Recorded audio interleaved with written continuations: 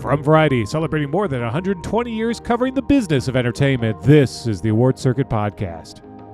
Sinners star Hailee Steinfeld has gotten to a point in her career where she can be much more selective in the projects she chooses. There are moments where you feel like momentum's a real thing, you gotta keep it going, and so this thing comes across your lap and you're like, great, it sounds good, that's a good director, that's a great actor, and let's do it. And I kind of got into this rhythm of, I am so fortunate, I've worked with some incredible people in my career, but for years, I really didn't stop. I'm Michael Schneider. On this episode of the Variety Award Circuit Podcast, we talk to Sinners star Hailee Steinfeld about the MCU, Spider-Man Beyond the Spider-Verse, and fans awkwardly quoting her racy Sinners line in public.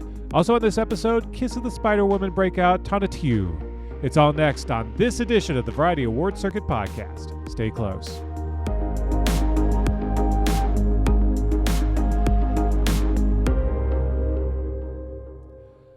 Released back in April, Ryan Coogler's Sinners has emerged as a cultural juggernaut. Set in 1930s Mississippi, the film marries supernatural horror, blues, and Southern Gothic drama into a genre-defying original that has struck a passionate chord with critics and audiences alike. Hailee Steinfeld plays Mary, a woman navigating the complexities of being a multiracial woman who can pass as white but is in love with a black man.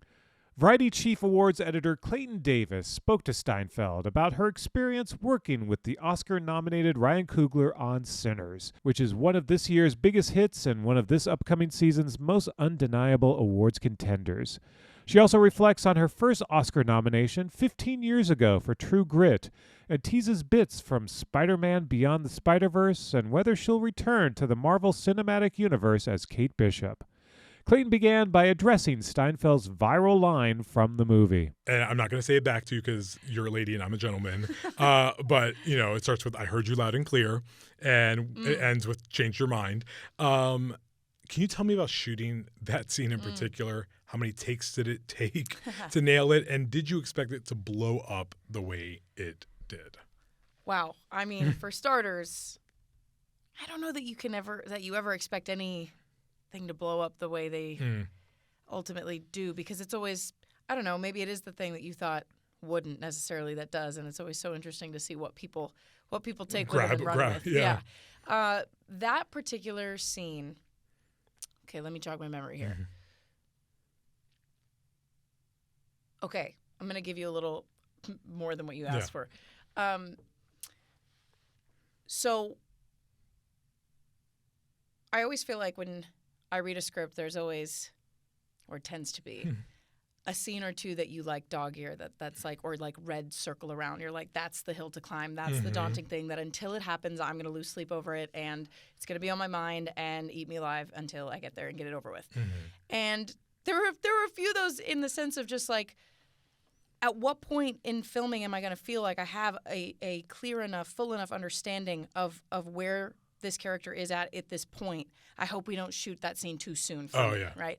And sure enough, I want to build to this. Yeah. And I also think there's moments where, in particular with scenes with myself and Michael, where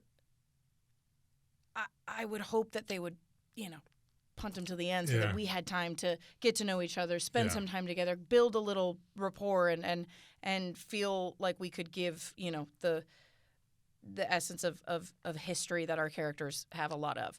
And sure enough, I was actually not even we shot in New Orleans. I wasn't even in town. We were there kind of in and out in the beginning for like a rehearsal period. I had gone back home and I got a call, and there were a lot of these calls going around because the weather, right? We shot during hurricane season in New Orleans. So a lot didn't necessarily go as originally planned scheduling-wise. And sure enough, they pulled up that one of those scenes, one of like the two scenes that I was like, oh, this is at the end of the thing. This is great. We'll work up to that. Pulled it up. It was the first thing that Michael and I shot. And I was like, oh my God, I wish it would have been that train station scene so that it could have been as if like we hadn't seen each other in so long. And there is that history that we're about to sort of dive into. And sure enough, it was almost like we did it sort of in reverse. And what the most amazing part of that was Michael and I, that was, God, was that one of the last things we did together? And what was so great about it was here I thought, like, that's what I wanted to start with. It's kind of was when we first meet her in the movie. Sure. And there was so much history by the time we got to that first take of that first scene. We'd built that connection. Our characters had that moment that Mary might be referring to when she says, Do you remember that night when you fell asleep with your head on my chest? It was such a vivid memory. And at that a month or two prior, we had shot scenes that were reminiscent maybe of that night. Yeah. And so it was so helpful for context, because here I thought, like, let me get this out of the way and get to the other stuff that I'll maybe feel more comfortable and confident with when I've had enough time around him, around Ryan, with this character. And it sort of happened in reverse. But anyway, all to say, we were fighting light like crazy that day, and so we did not have a lot of time to shoot. We did not do a lot of takes. In fact, that camera was rolling as long as it could, and we were getting as many takes in as we could before that mag would run out. But yeah, I certainly didn't expect that line or any of the lines that people really ran with from Mary to sort of explode, if you will, the way that they did. But it was just like, Michael B. Jordan, nice to meet you. My name's Hailee, and here it is. And here it is. Yeah, yep. yeah. But no, that was one of my favorite scenes, and what an amazing set. What a crazy. And one other thing, I'm rambling, but that I loved so much about a last minute decision that we made with my wardrobe in that scene was. So we had the fabulous Ruth E. Carter as our costume designer, and I met with her in the beginning, and we were kind of, if you noticed, between Stack and Mary, Smoke and Annie, there's a similar color story. So Smoke and Annie are sort of in the blues and the purples.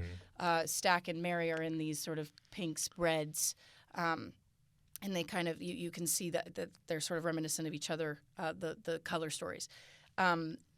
So I was kind of at the beginning in between this red dress and this pink dress, and we ended up going with the pink dress for the main dress, and then we figured we'll take that red, which was originally supposed to kind of be the length, the hero look, if you will, and we'll do a red look at the train station. And Ryan made this last minute decision of, like, for some reason it feels like what's about to come out of your mouth could be less expected if you're in this pretty pale mauve tone, like neutral tone dress, than this fiery red coming off the train, coming in hot. And You've got a lot to say. You kind of could expect it. So that was something that I remember loving, because in a way I had that red dress in my head, and I had that fiery, image of her coming off that train, walking straight, and it kind of shifted, I think, the physicality of it, but lent an unexpectedness to what we end up hearing come out of her mouth. It's so interesting you say that, and obviously Ruth E. Carter, because through her all things are possible. First thing I ever wrote for Variety, actually 5 years ago, I said, when I come back, I want to come back as Ruth E. Carter's sewing machine. Like, I just want to know what it feels like to be in the hands of a goddess, because she's great. That it's so weird, those little decisions and what they can mean and how they can impact the film. Because Red would have been like, because she comes off and you think she's all this sweet girl, and then she's got very vulgar mouth, but she's great. Did you read any of those fan reactions? Like any of them that really caught you, that you were like, my God, you guys are just too much sometimes? Ryan actually sent me one. If I went back and looked, I could recall exactly what it was, but it was something. I don't know. It was something. I think it had to do with the women in Sinners and how they are not to be messed with. And it pulled out specific moments of, like, here's why. And it was a clip from the train station scene. But yeah, there were some fun and funny things going around. Was there an audition process? What was that like with Ryan, Michael, Francine Maisler in the room? Which scene did you have to read for? Because in my head, I think, like, what scene did you read in order to get Mary? But was there an audition process, or was it kind of yes, there was. It started with, I had just landed at LAX and I had a missed call from my team, and I called them as I was on my way home. And they had, like, confirmed the whisperings that Ryan Coogler was making a film, an original piece. And their could potentially be something in there for me. And so I was like, okay, I'm in town I can extend this trip. I will do whatever it takes. You tell me where I have to be. And I will just walk the streets and walk into him by accident. Literally, I will absolutely find a way to make that happen. And it turned out that he had just come in, or he was coming into town the next day. Stars aligned. Timing is everything. It worked out that we were able to meet. We met with me having just read some scenes. I hadn't read the full script, and I'll remember what scene I read with, but I read enough to gain like some context, but not enough. I mean, you can imagine if you watch 5 minutes of that movie, you have no idea what it's about. You read 1 or 2 scenes from that script, you're like, fill in the blanks for me, please. But I had the most amazing conversation with him, and I walked in. I was very nervous for many reasons. One being, though, that I felt underprepared in that I hadn't read the script and I didn't know. I wanted to maybe come to the table with, more specific questions. But what I quickly realized is what I've heard from other friends of mine who have had the privilege of working with Ryan, that like there's no ego, there's no hierarchy, there's no version of a conversation with him that doesn't feel like it's with somebody you've known for 100 years. And so that those nerves and that anxiety just like very quickly left the minute he started talking. And once I understood how personal this project was to him, I could understand why he wasn't just going to send the script and let me read it. Because even if I had a million questions, he still would have had to take me through this from start to finish anyway. So we had an amazing conversation. I then read the script. He made himself available to talk to me then again after I read the script. And so I had I got all most of my questions answered before I went in to read with him and Michael and Francine. And I read, give me a sec. I read the scene in the juke joint where she comes in and he says, "What are you doing here? You're not supposed to be here, and I'm not here to see you. I'm here for the blues." And I didn't want to go away. I wanted to be with you. That scene. Which the other thing about like the moment of filming the scene that you audition with is always a little bit like strange too, because you feel like you've been there before and you want it to feel equally as familiar and rehearsed, if you will, as spontaneous and real and present as possible. We ended up improvising so much in that scene that it felt like an entirely new moment, and it was. And it was in the audition? No. Or on the day? Yeah, on camera. Oh, my God. Oh, no. In that audition, I was like, I'm hanging on to these words. We Ryan just allowed, throughout the whole thing, so much freedom to be bold and to be vulnerable, and there's nothing greater than feeling like you are trusted by your director to do what you were hired to do, what he put you in place to do, and I felt like that was such a freeing moment, that particular scene, because we were able to really fly. But yeah, that's what I read with. We do like that Coogler guy. Yeah. It's my understanding that you contributed music to the film, but you don't sing in the actual movie, other than the Irish chorus, I think. Yes. Ish. Yeah. Was there ever talk about giving your character more musical moments? Did you ever, or did you say, "Hey Ryan, can I sing, please"? I would love to sing just one big one. Yeah. That had to do with, well, a couple of things. I don't think that, and where this ended up working out to where I was able to contribute to the soundtrack was a perfect full circle moment, in that it kind of, so going back, I, a few years ago now, decided to take a step back from music. And so was dealing with what that looked like on the behind the scenes.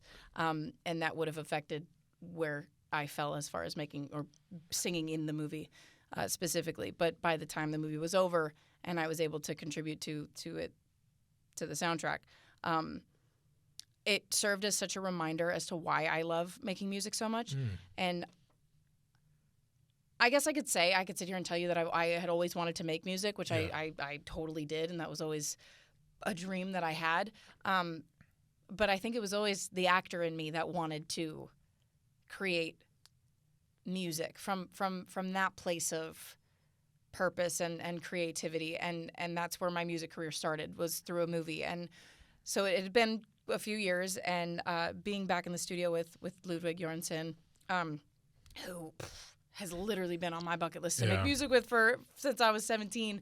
That was the craziest moment in the world. But to be in there writing this song, like, and trying to sort of figure out, is this from my perspective? Is this from Mary's perspective? It's sort of like by like default both, and really kind of figuring out and having this advantage of having played this character and knowing the character, being able to write those words was just a really cool experience. So I was grateful to kind of, I don't know, also be a fan of everything that was happening around me while making the movie, listening to Miles freaking open his mouth, put that guitar in his hand, and like magic. It is. I don't know where you guys found him, man. Oh, that was such a discovery. Beyond.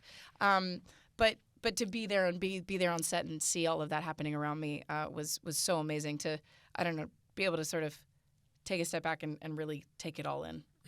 Do you secretly wish that Ryan would do a musical and then invite you to be in it? Because I do. Listen, absolutely. I secretly wish that if Ryan does anything ever all the time, I could be a part of it. You're like, I can be your muse. Yeah, could be me. Please let me be in everything. Exactly. Thank God. I feel like there's a couple things that I'm required to ask by people that work here. Okay. So I just want. Let me state this for the record. I am originally from New York. Okay. I'm from the Bronx. Okay. I'm New York everything. Our co-editor-in-chief, Cynthia Littleton, is from Rochester. Okay. So she is a diehard Bills fan. I love to hear it. And we have another staffer, Jordan, who's also from there, and they require me to ask these questions. So, how do you think the Bill season will go? That's literally what's here. How do you think the Bill season is going to go? We're in week 2. Yeah, well, exactly. We're in week 2. If there's anything I've learned about, I don't know. I love how I asked it, by the way, with no context. I'm going to let everyone that's listening to this figure it out on your own of why I'm asking about the Bills. Go. No, I have found that, and listen, this is not to make it about me, but I have found that, like, naturally I've drawn comparisons to the world of football and to the world of our industry. And if there's one thing that is incredibly similar, it's that you don't know until you know. Mm-hmm. And things can happen so quickly. Things can change even quicker. I have all the faith and trust in the world that there's a certain somebody on that team that you put him in charge and great things are going to happen. This season's going to be amazing. Yeah, Dan Marino, he's great on that team. How's Josh's nose? A lot of people want to know how Josh's nose is. Josh's nose is okay. Yep. He's okay. In his words, he can breathe, so he's good. That's good to know. Yeah. Have you ever run into Taylor Swift at an NFL game? No, I have not. Never? No. I don't really leave Buffalo, though. Oh, that's true. Yeah, you're like, I'm not going to away games. I'll see you home. Yeah, we don't need to do all that. What's been the strangest fan interaction you've had since Sinners has blown up? Ooh. Oh, God. I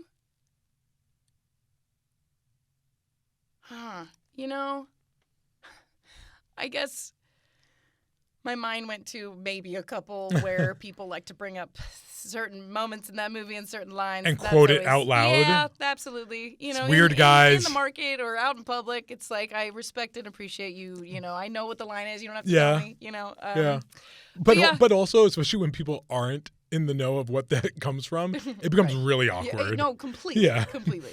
And it's like, what? What did you say to her? Exactly. Weirdo. Stop it, guys. I wanted to know if you could take me back. Let's go in a time machine. I'll be your Doc. You be my Marty. The morning that True Grit got 10 Oscar nominations, and you were one of them, for Best Supporting Actress 2010. It was such a simpler time in our world. Way back when. I know. Do you recall that moment and, like, you remember the Oscars going there and what like? Does it feel like a million years ago, or is it like no? I remember it's yesterday. Oh man, I honestly it feels like both. It feels like a million years ago, and it also feels like I distinctly remember. And it's so fun. I don't think about it often, maybe as often as I could or should.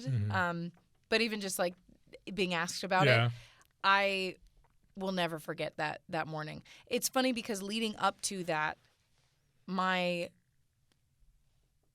I remember it being brought to my attention that I'd realized sort of after the fact that my mom was doing she was working so hard to protect me and my feelings around everything and not have me even know when they were being announced so that I wouldn't be expecting anything. And it's funny because even like, I don't know. That was a wild run. We wrapped that movie. It came out not like 14 seconds later. Yeah, literally. It was right away. And then I'm doing press. I'm on a plane going here, going there for the first time ever. And everyone that I encountered had made a comment or another about awards and Oscars, and it was all so like, again, didn't know You're about like, it until I knew about it. Yeah, exactly. And then You're like, who's Clayton Davis? And why do I have to talk to him soon? No. Yeah. That much I knew. I mean, listen, it really does become like, I was talking to Paul Giamatti last year or 2 years ago for the Holdovers, and he was on the circuit for Sideways, and he was like, this thing has changed a lot. Like, there's so much to do. Yeah. So I can only imagine through the eyes of like, if we were 14 at the time, like that this is like, wait, what is all this? It was a lot. But I remember like, I remember being somewhere and somebody said something about whatever day, Thursday, whatever day it happened, that it was happening that morning. And because it was funny, there were people that wanted me to stay at, where do they do press? Four Seasons? At the Four Seasons the night before, just in case I was nominated. And my mom was like, absolutely not. Because what do I tell her when she doesn't? And we got to wake up that morning and drive home. Yeah. So I knew that it was in the near future, but I didn't know when it was happening. I certainly didn't realize it happened so early in the morning. So can you say that louder? Yeah. I've been saying, like, guys, the same thing. The same thing happens at 11. Like, right? The same thing happens at 8:30. It's so true. It doesn't need to be in the. No. I do the ABC Oscar show every morning for nominations morning, and my call time is 2, and I'm like, that's the middle of the night. Do you go to sleep? No, I don't, because I'm always afraid I'm going to oversleep because it's just the middle of the night. Oh yeah, no. So that morning, my alarm clock, if you will, my reminder that the announcements were being made was my mom screaming in the other room, and my brother ran into my room with my parents with flowers, and it was the most surreal thing. And moments later, we were in the car driving to the Four Seasons. I placed my room service order on the way, had chocolate chip pancakes, and it was the craziest. It was the craziest thing. But I look back on it now, and I don't know. I mean, it's the most surreal thing, and I couldn't be more grateful that I went through that whole experience with who I did, with who was in and around that film. I feel like I owe everything to them constantly. But yeah, I don't know. When I think about it, it feels like it was just yesterday, and then I realize how long it's been. I don't know. It's been like 15 years. Oh, it's crazy, Lord. man. What the hell happened? I feel like I'm still 15. Time is going. Yep. Can you? It's so funny. I just think about it. When you look at what you've done since then, this 15-year gap in between, and you've taken on some very I don't know. Wow. I know, because I just remember where I got married in 2010. That was the year I got married. Wow. And then Sophia was born 2011. Yeah, like 2011. I think she was like right after. Wow. So True Grit birthed my family in many ways. Yeah. Wow. It's because of you. I have a family today. But no, like if you look at that time in between, I guess what have your feelings, have they been strengthened by the industry, or have you really recognize like the ups and downs that this can, because when you get nominated for an Oscar, you're like, oh, the world is my oyster.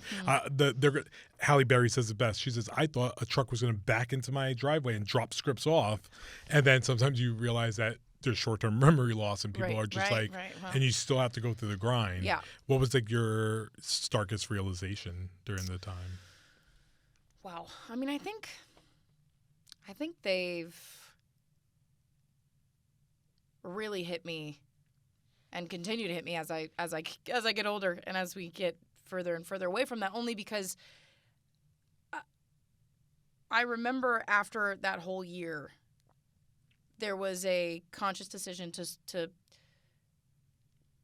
we never put a time frame, so to speak, on it, but to take a beat. Mm-hmm. And I never could have imagined that was going to be what it was and do what it did for me. So it really became a matter of like, what am I going to do next? And let me take a beat and figure that out and figure out what the right next thing feels like. And yeah. So I ended up taking a year. It was a year that went by, and I was in school, so there was, a lot going on. But I think I don't know. That's it. I'd never heard her say that, but that's the truth. I mean, there are moments where you feel like, momentum's a real thing. You got to keep it going. And so this thing comes across your lap, and you're like, great, it sounds good. That's a good director. That's a great actor, and let's do it. And I kind of got into this rhythm of, and I am so fortunate. I've worked with some incredible people in my career. I don't know that there's any non-incredible people that I worked with, truly. But for years, I really didn't stop. And I think, like, even, I'm thinking about, like, when COVID hit, when the strike happened, those were moments where I was like, wow, what is my life? And what is my life outside of this? And what does it really mean if this were to slow down for us all? And, yeah, I don't know. I guess it's equally as exhilarating as it is terrifying being in an industry where you really do feel like you never feel like you can stop proving yourself. I do love that about what I do. I love, love and hate the challenge of going into a room with white walls and a random camera and a couple people I've never met before and really fighting for the thing. Have them just stare at you. Yeah, exactly. But yeah, it's fun. I mean, it's no 2 days are the same in this world. And I do love that. That's great. Looking at the end credits of Sinners, you are in a post-credit scene that takes place many, many years later. So that could only allude to a possible, sequel, if you may. You said it. One, have you been spoken to about it? But if you haven't, or if you don't know anything about it, would you like one to happen? And would you like to go back into that world and just do more? What story would you like to explore in a sequel? Those years in between we get to that end moment, or where you go after that moment? Wow, that's a great question. I don't know anything about it. If it is a thing. You're not looking me in the eye as you talk about that. Yeah. Called out. Yeah. No. Listen, there were definitely conversations that went around as a cast of us being like, who's going to write it? Who's going to do it? Brian, let's go. Who's back? Figure it out, because we are all in, and all you got to do is say the word. God, I feel like there's a prequel to this that I would want to live in and see. But even the intervening time too, I do think, I mean, it was such a tease to be a part of that bit and not want to further explore where Stack and Mary go and where they're at. And yeah, it's such a heartbreaking, beautiful ending to the movie. And I would love to see where that goes. Yeah. All right. Yeah. The Vegas question. Great. Vegas answer I've ever heard. It's always worth asking your Marvel future.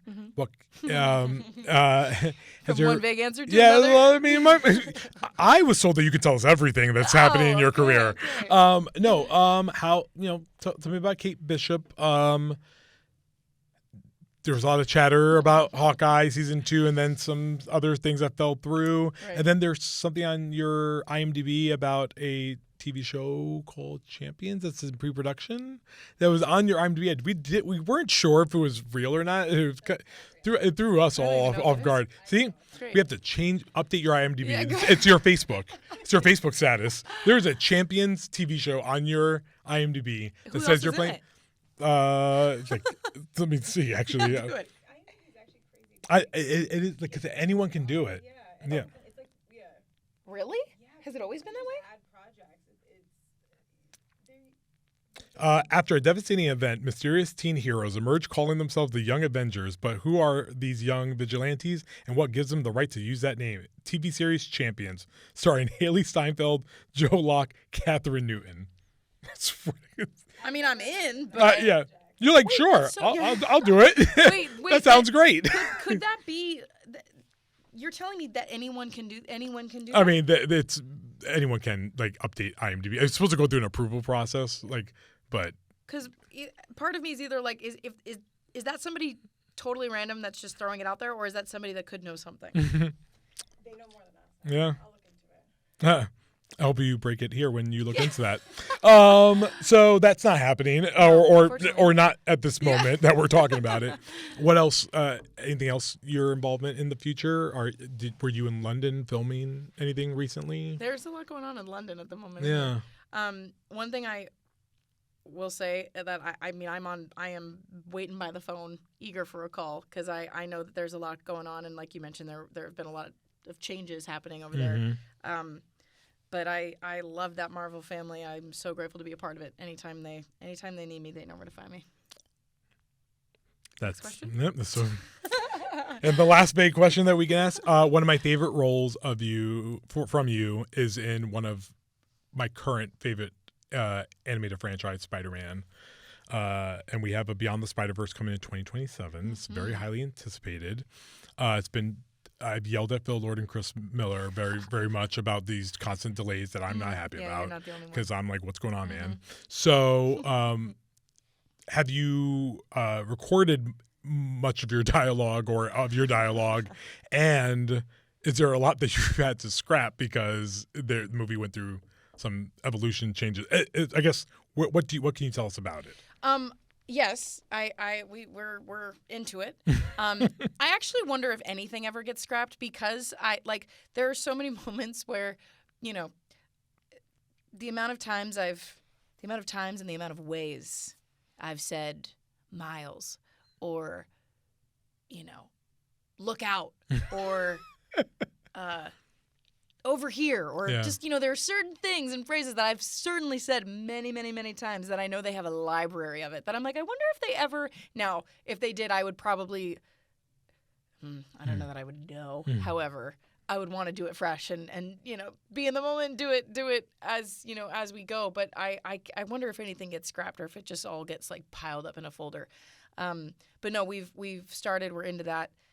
That's another thing that's just so crazy and fun to be a part of and see where the heck that goes. The other wild thing is how much it changes as we're going, only because of what their work is on the other end. Yep. But just storyline-wise even, too. Like, there's never a matter of, like, here's the full script at the top.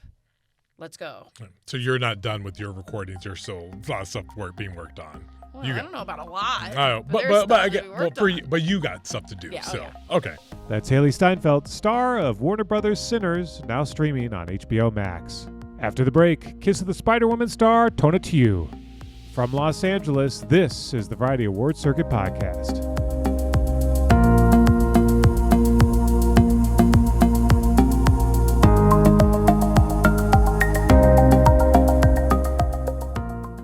And we're back. It's the Variety Awards Circuit Podcast. I'm Michael Schneider. For Tona Tu, the journey from West Covina to sharing the screen with Jennifer Lopez and Diego Luna in Kiss of the Spider-Woman happened with whiplash-inducing speed. By January, he was performing a tango and Bob Fosse number for director Bill Condon. Shortly after, he was cast for the dual role of Louis Molina and Kendall Nesbitt in the musical adaptation of Manuel Puig's novel, a role that earned William Hurt an Oscar in the 1985 film version. The part required extreme physical transformation. Coming off the Netflix hit Carry On, Tona Tu had to drop nearly 50 pounds in just over a month. Variety's Clayton Davis spoke to Tona Tu about landing his breakout role in the musical, which premiered at the Sundance Film Festival. In addition, he shares stories about how he's navigated the industry, how his Latino identity is his superpower, and what he wants people to know about him. Clayton began by asking Tona Tu how to pronounce his name. The only mispronunciation I'll accept is Tonatiuh. That was my favorite one. When someone said it, I was like, that's fun. crazy. I like Tonatiuh. That's my hood name. I'm going to use that. All right. Going in 3, 2, and 1. Sitting here with Kiss of the Spiderwoman star Tona Tu. That's right. Is that how we're saying it? Yes, my name is Tona Tu. Tona Tu. Yeah, the only mispronunciation that I'll accept is Tonatiuh because that's my hood name. I love Tonatiuh. Tonatiuh's a really good one. A casting director or an associate of hers called me in one day for an audition, and she, you could tell she had been practicing nonstop. And she Googled it. She probably YouTubed it, and then was like, Tonatiuh? And I was like, yep, that's right. What's up? Yeah, we're going to keep that. Tonatiuh in the house. I like it a lot. No, Tona Tu. Yeah. Oh, well, thanks for coming in. You're sitting here with me because I am of the opinion that you are incredible in Kiss of the Spiderwoman, directed by this great up-and-coming director, Bill Condon. I know. Never Brand heard. new. Never heard. And it is... You're really remarkable in it, and as is Diego and Jennifer Lopez. Might have heard of some of them too. But what went through your mind the first time you heard you were even being considered for the role? Like, what was the audition process like? It happened so quickly, I have whiplash. Really? Yeah, I think I was the dark horse in the race because I got an email saying that, like, with the materials, December 19th. So the industry shut down by that point. And I submitted it, and by December 22nd at 8 a.m., they were like, do not move. We're going to, like, just whatever his holiday plans, hold on to them, but come back to Los Angeles. I was like, all right. January 2nd, Monday, 9 a.m., office is open. He's coming to New York. Then all of a sudden I was doing a tango and a Bob Fosse number, singing my lungs out for Telsey's company with Bill there. And boom. And then when did you start filming? Like, we started, so I got cast around in mid-February, I think, but we went straight into rehearsal. So I think I had about a week to pack. And then we went to, like, a little Broadway boot camp to learn all the choreography. And then Jennifer came about a week after that. But we shot, I think, in total, it was 11 or 12 musical numbers in 20 days. So there was no margin of error. And I know the movie looks incredible and beautiful, but we're still independently financed. And so it's, the day is the day, and there was no, like, the schedule was the schedule, and there is no. I heard there's unlimited dollars in musicals that if you want to make them, they give you all the money you want. Honestly, all the time. Yeah, exactly. Yeah. It's just like they pour it in. The story was adapted for stage, screen, and now musical movie. What do you think makes this version unique, obviously aside from songs and dancing? Well, I think we filmed 2 movies within it. So there's the musical aspects of it that are interwoven in this much larger narrative that takes place during Argentina in its Dirty War. And so the musical elements of it serve as comedic and entertainment relief from the reality that they're experiencing in the prison. Yeah. Had you seen the 1985 the Oscar? Babenco film? Yeah, I did. This is something you grew up with, or did you have to, like, kind of revisit it when you? It was something that I'm a cinephile, so it was one of the on my list of things to go check off. That and Olivia de Havilland's The Heiress. And so I had seen it before, and I had worked on the material a little bit in college when I was studying acting. But the musical was the one that I had never heard of. I didn't know that they turned it into a musical. So when it got to my desk, I was like, this is a musical? And then I started listening to Brent and Cheetah, and I was like, oh, this is fun. I mean, John Kander and Ebbs are just fantastic. It's interesting, and this is why I think makes Bill Condon so great. The stage version, I'm originally from New York, and I grew up New York? I grew up in a lot of stage musicals and stuff, and I wasn't an initial fan of the musical version Broadway because I thought, it just didn't hit me the way like other musicals that hit me. Yeah. But when I watched the movie, I was like, this is why you get Bill Condon. He does like the work to improve the show, to really give it like that emotional heft that I felt like, because when you see the 1985 version of the movie, once you translate to a musical, there's some things that can get lost in that, Sure. and he like brought it right back. And I was such a huge fan of the direction he brought it in. But I wanted to ask you about your access to Molina. Did you go into him initially as an actor first or as a singer first? How did you find him initially? Well, I mean, my bread and butter is acting. Yeah. And my favorite thing to do is to transform. I mean, in the career that I've had thus far, no matter what the role is, I try to make their essence, their energy as different as possible because that's my job. It's Yeah. fun, right? But with Molina specifically, I think what the initial thing that turned me on was like, okay, wow, I don't just get to play Molina. I also get to play Kendall Nesbitt in this secondary world. Yeah. And so, and then, you know, my mission statement with Molina was to have someone who's almost genderless, right? Or genderqueer. Mm-hmm. They encompass the totality of all of that because I believe that we all encompass the totality of it. We just decide at some point, this is where I vibrate. Yeah. This is where I love to vibrate. So with Kendall, I was like, okay, if Molina's somewhere in the middle, I want Kendall to be traditional, masculine, aesthetic, and energy. Yeah. And then there's an opportunity for us to explore full femininity within the show as well. And so within like those 2 hours, I got to stretch myself and be the spectrum. And when you were filming that, I guess when you go into the scenes, what conversations are you having with Bill? Did Bill have a notes or a specific vision that he wanted you to explore? I mean, it was written in the script, Yeah. right? I mean, Kendall, they did make a traditional 1940s, 50s musical. And so capturing that essence was super important. And then naturally with Molina, we did have the same thing where it's like the whole point of it is for people to fall in love with people, right? It's two individuals who, after being stripped of everything, their family, their voice, their liberty, they just see each other and the facades start to fall, right? And so I think that's where we really wanted to harness it.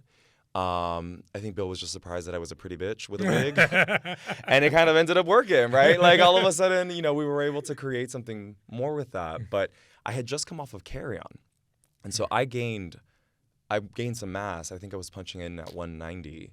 And I had about 40 something days to drop down to I ended up getting down to a 143. Wow. Yeah. In 40 days. And more or less, yeah. We mapped it out a little bit because I wanted Kendall to look not anemic. That's the fantasy, right? But we pushed it once we started filming the prison. I ended up fasting for about 2 weeks to just really drive it through.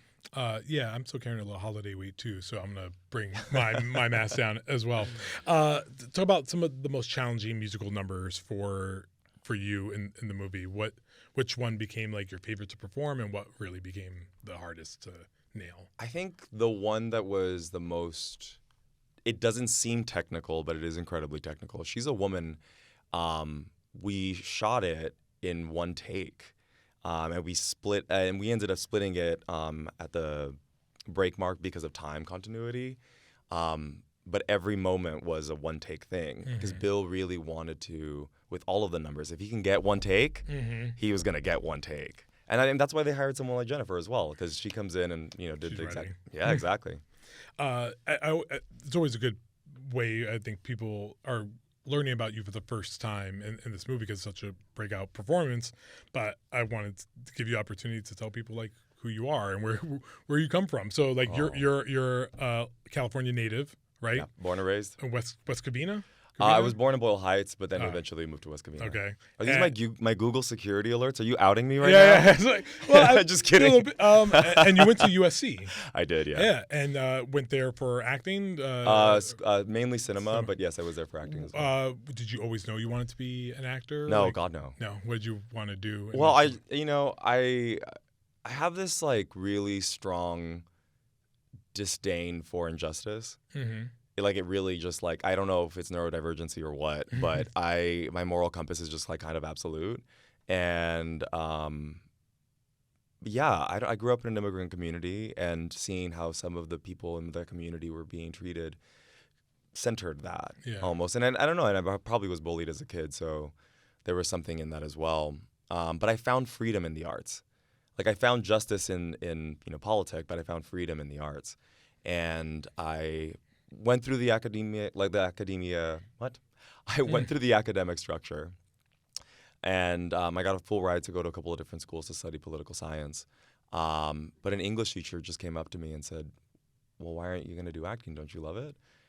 And my response was, you can do that? Like, that's a career that you can do. Like, how does one act, like, what professionally? That's not a thing. For me, at least, right? It just wasn't in my realm of possibilities. So I applied to USC, and I got in. And, but I don't think I really understood what it was as a business, but I understood what it was as an art. And I understood the impact that it had, not just on my life, but on everyone around me. It's a time, like, we know that culture changes much faster than politic or policy. And so I almost felt like my mission statement was to allow my body to be used in a way, in a story that is going to help create a more beautiful and tolerant and progressive society. Growing up, do you have siblings? I do. Are you where do you fall on the right in the middle? Right. So and I'm not just in the middle. I'm also a Capricorn, so it's like I am the most annoying sibling. Yeah. How many of you guys are there? There's just 3. There's 3? Yeah. So you're middle child syndrome, and then you go to USC. I guess you get that inkling to like go into acting. If you go back a little further, do you remember like kind of the movie that did it for you, that really opened your eyes? I feel like we all had that. You know, it's funny. My aunt told me one day, our family is all dramatic, but you went to school to perfect it. No, I don't know. Since I was a kid, I just have a penchant for like romance and dramas, and I shouldn't have been watching Titanic at 5 years old, but I was watching Titanic nonstop. And then my uncle loved Pedro Almodovar. And so I think I remember it was like being a preteen, sneaking away All About Your Mother, or All About My Mother, and Mala Educación. They'll do it for you. I would do it. And then, I was like, wow, there's this entire, like, European cinema is a thing. And so I started dipping my toe into that, and then I went backwards and saw classic cinema and studied it at USC. I took an entire semester with, on Alfred Hitchcock. So I watched his entire canon, which was fun, minus the shows. I did not watch the TV shows. I'm so sorry. Which is fine. It's funny you say that because very similar to my upbringing. When I first started here at Variety, the first thing I wrote was like, I've never seen Casablanca, and it was more to prove a point that we have cinematic blind spots, especially people from our communities. 100%. Like, I'm sorry, like Casablanca was not playing in my house all the time. I've seen New Jack City. If you want to talk about Juice, like let's talk about like some. But Cantinflas, I can talk to you about Cantinflas. You want to talk about Cantinflas? You know, all that stuff, and people like just don't understand that. So we do operate. Go backwards a lot in that. So it was just funny because even in college, people were like, "You haven't seen The Godfather?" And I'm like, "I'm not white. I didn't see it." No, like it was not playing there. Like, did you see American Me and Mia Familia? No. What do you know about Bajo la Misma Luna? Right? Exactly. Like, or Pedro movies. Actually, literally Pedro. The fact that you said Pedro, I'm like, oh my god, when Pedro get his hands on you and like put you in a movie, bro, from your mouth to God's ears. Like, say it to him, like Pedro. Hey, he listens to Pedro, si me estás escuchando, ya estoy listo. Tengo todo el ¿cómo se dice? Tengo la primavera libre, with Penelope too, which is like absolutely. Or Antonio, that'd be good. So as you graduate USC, tell me about like kind of. I'm going back to something that one of the Student Academy Award winners had told me a few years ago when I started here. She grew up in Culver City, like literally a block away from the Sony lot. Yeah. And she always said, and something that has stuck with me, that the wall might as well have been 500 miles away. I was next to it, and I still couldn't find a way over the wall. Yeah. How was it for you, like when you get out of USC and start auditioning and getting into the space, finding an agent? Was that difficult for you? Well, since we're talking about musicals, I'm going to say that there's a wonderful musical that showcases how I feel about me being in this industry. It is a song from Smash the Musical, the hit TV show, and now Broadway musical. They just keep moving the line. They just keep moving the line. They applaud, and it's like, babe, you made it, and then they move the line a little bit further. Yeah. You know, but it's been great. I think my career has been blessed with community. It has been blessed with community. I did a play for like, I don't know, $11 a performance in Echo Theater, and Tanya Sriracha came to see it. And then she messaged me on Instagram and said, I wrote you a part. And then she went to Michelle Prada and said, hey, do you think you can do more? And she said, yeah. Then I was 3 seasons. Ended up on the cover of the LA Times. Then pandemic hit. Matt Lopez took a chance and put me on his show Promised Land. Yep. Then Jalma took a chance and put me in Carry On, which became the #2 most watched film on Netflix ever. And then people you've never heard of, Jennifer Lopez, Diego Luna, and Bill Condon took a chance and put me in Kiss of the Spiderwoman, and here I am talking to you. So like, yes, it feels like a lot of people are meeting me for the first time, but it takes 10 years to like make something work. And I mean, maybe not for some. I wish I was, someone else, but I kind of love it. I felt like I went up if there was a ladder, we went from co-star to leading man in a movie. Pretty relatively quickly. Yeah. I think it's interesting I write about this a lot. I'm sure you're aware of this as well. Just the way Latinos are depicted and the roles that we are offered in Hollywood. And when I first started here 5 years ago, when I came in, I didn't want to come in like real hot about it all, but I said, let me start from an educational level, right? Start with, this is what a Hispanic is and this is what Latino is. And they're not synonyms, right? Love Penelope Cruz, love Antonio Banderas, not what I'm talking about typically, and we talk about it, and that has been a lot of my entryway.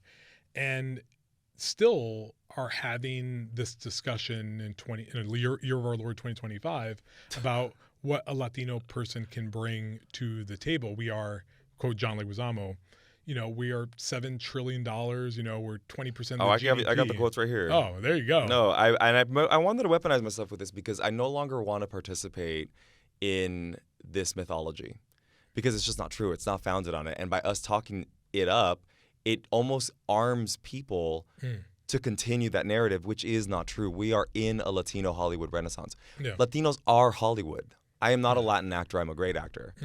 Jennifer Lopez is not a Latin talent. She is a great talent. She's one of the world's best superstars, period. Yeah. Same thing with Diego.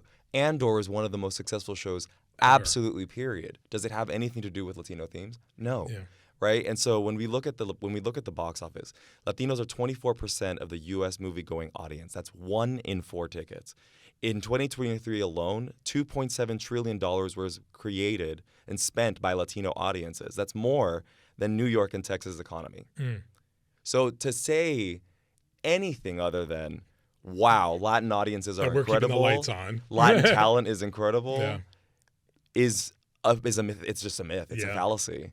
Like Pedro Pascal, Bad Bunny, The Last of Us. Like you look at Wednesday. Yeah. We're absolutely everywhere, but no one's thinking about it because it's just we're delivering great stuff. Yeah. And so I'm more like, I don't want to participate in that anymore. I'm like, this just put some greatness back on our name. Yeah, and listen, Oscar Isaac sat right here and said, diversity. He brought up Raul Julia, which obviously is a great connection here. He says diversity for me, and we're all talking about different things when we talk about diversity. He said diversity for me was in the '90s. I saw Raul Julia in Death of a Salesman on Broadway. This great Puerto Rican actor was just fucking killing it. Eating it. That's it. In a role. That's what I feel like I've been talking about, and we're trying to get everyone caught up to it. And I'm glad that you... Yeah, diversity for me, it was just like, give me an entertaining and well-written story. Yeah. Give me a 3-dimensional character. This job, although it's set in with the background of Argentina, it has nothing to do with Argentina necessarily. It doesn't even necessarily have anything to do with it. It's a human story. Yeah. It's a story about love and connection. It is a love letter to both cinema and musicals and musical cinema specifically. And you're going to see pastiches of Singing in the Rain. Jennifer Lopez in our trailer has this glorious green Sid Charisse dress. My hair is an homage to Errol Flynn. So it's like they've opened the door and baby, we're here. Yeah. Going to Jennifer Lopez here for a minute, because if I'm calculating right, I think you're 30, and I think you're born 1995, which was the year that she did Money Train, and that I fell in love with Jennifer Lopez right around that time, post In Living Color. Did you ever think you would share the same oxygen as her? No. Or let alone a screen, a scene. No. With Again, her. I didn't even think that acting was a possibility. Mm. Why? In what world could I even begin to imagine that I would be dancing with her? My only goal was really, as an artist, to be an incredible actor, like to learn how to mind that craft, or craft that, learn how to really like own my craft and to transform my voice, my body, to be able to do that. And I think maybe that commitment has opened the opportunity to be here. And like I said, I'm a middle child, and I'm also a Capricorn, so there was a level of tenacity of it's going to get done. There wasn't like a victim mentality. It was like, great, they said no this way, let's go left. Then, let's go this other way. Yeah. But there was this really beautiful moment on set where we're singing Where You Are.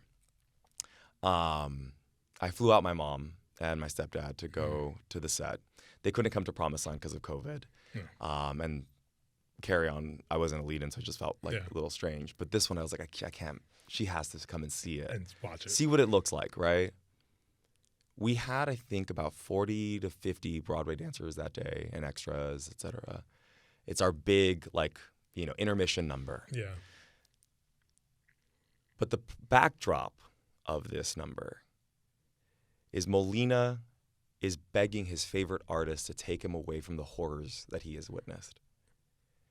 And so Aurora, his favorite star, pulls him into a movie and says, why do you have to be where you are? Come with me and be a movie star. Mm-hmm. And then here I am next to Jennifer Lopez as she's singing these words to me, and my mom is watching it. Bro, I'm like, what meta realness is happening in this moment? Let's also be clear that we've said this, we both come from Latino families, so was your mom like a blubbering mess? I can only imagine. Well, so my mom right now is acting like Kris Jenner. She's like, I'm ready, baby. She's like, we're about to get it She's on. like, where's my TV show? Exactly. We did a little screening on Sunday, and I was like, and I'd like to thank my mother. The way she stood up so quickly. She was like, hello. She stood up and lifted her hands.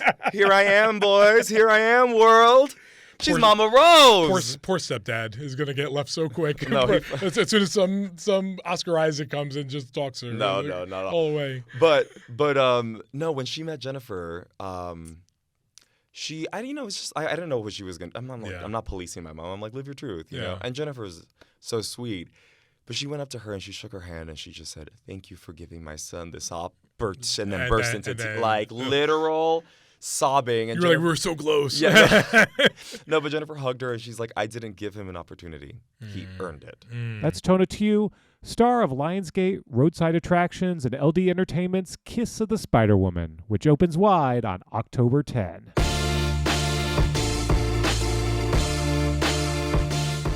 And that's it for this edition of Variety's Award Circuit Podcast. Michael Schneider is the producer. Be sure to subscribe to the Award Circuit Podcast on Apple Podcasts, Spotify, or wherever you download podcasts. Also, head on over to Variety.com and click on the Award Circuit tab to find the latest awards predictions and key races, as well as your daily fix of news, analysis, and reviews. For Jazz Tanke, Janelle Riley, and Clayton Davis, I'm Michael Schneider, and we'll see you on the circuit.